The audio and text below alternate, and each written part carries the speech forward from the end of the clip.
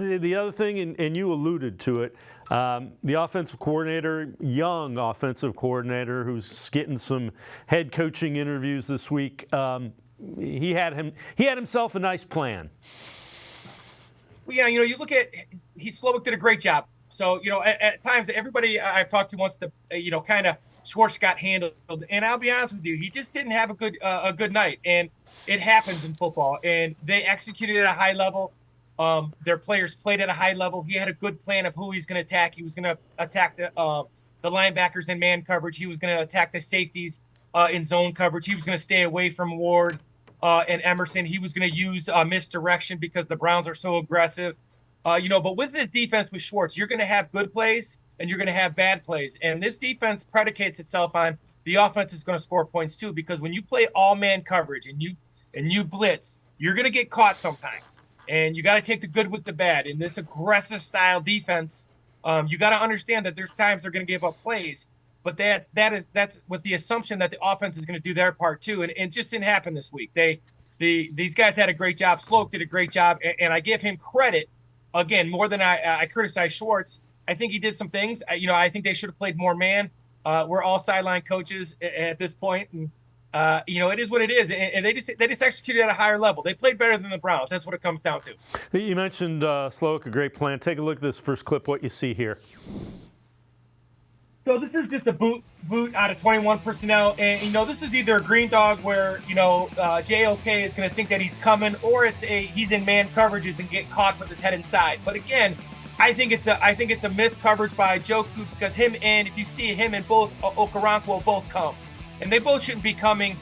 This is a bare front. So they're going to have 5 down linemen, and he's going to be run on top of the tight end, which tells me he's in man coverage over the tight end. And you can see his head gets caught inside. So for me, this is just a mistake by JOK. But if you watch that game and watch JOK, he played with his hair on absolute fire. And it's just like when Myles Garrett jumps off sides and they get some holding penalties by Emerson. This is the style of defense they play. Aggressive, in your face, and occasionally you're going to give up a big play. So this didn't cost them the game. They had some mistakes, but this is just a really good plan by Slowick. Again, getting the ball in space, staying away from Ward and Emerson. Really good play here. Yeah, and the other thing is you saw the pursuit, bad angles that allowed it to go as a touchdown. All right, next play. Again, what'd you see with this, with the Titans offense attacking the Browns defense? Well, you see, Schultz is going to run. So what they do here is they run a level concept. So if you get from if I showed it from a wider copy, you're going to see that they're going to run the levels concept the Browns constantly run. So you have a upper level, a middle level, and a lower level.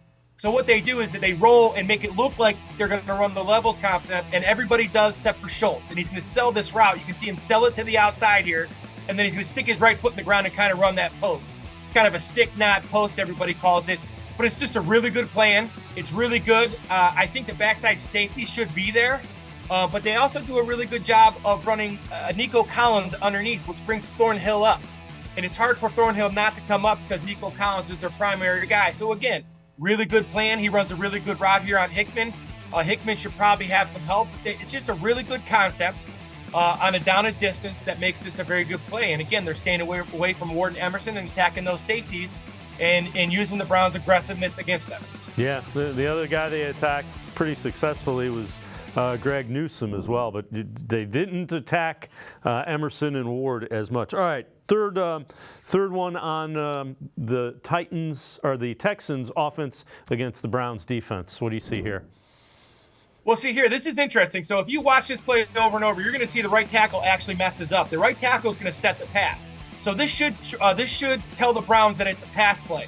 But the Browns are so aggressive, they all go with this toss fake, and Nico Collins is easy. And obviously Tunsil does a great job. This is what he does. He's a fantastic athlete in space. So he gets out and makes the block on Emerson on the corner. But this really comes down to the Browns' aggressiveness. So you see JOK, you see Taki, you see these guys at the second level fly into that pitch. Well, this is why they've had so many tackles for a loss and things like that, because they're not waiting. They're super aggressive. And again, these things are going to happen when you're in man coverage, especially down in the red zone. It tells me they're not reading a lot, though, because like I said, that front side tackle shows pass, and they still go with the fake. And you see everybody goes with the fake. But that's what again, this is not a criticism against Schwartz. This is what he teaches. These guys fly with their hair on fire, and that's why they have so many tackles for a loss. Again, this credit goes to Slowick and his, a lot of times they'll just throw the screen out there. This is a credit to him taking that toss and getting everybody going one way.